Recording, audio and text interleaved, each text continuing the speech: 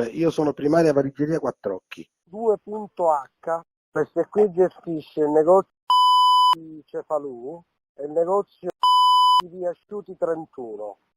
Qui l'amministratore è mia moglie. L'altra è Intimoda Group. Con questa gestiamo il negozio di centro commerciale Concadoro. E l'amministratore? Il futuro marito di mia figlia.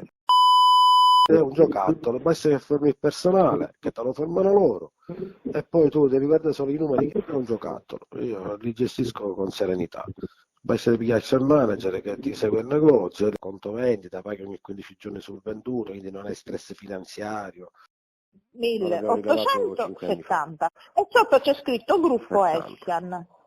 Via Asciuti numero 10B, Viale Strasburgo 240, Ok. via Roma 241, e via Asciuti numero 6, Ok. questo è il negozio di viaggio, Ok. zaini, poi c'è il negozio di scarpe, sempre via Asciuti Allora, numero poi 32.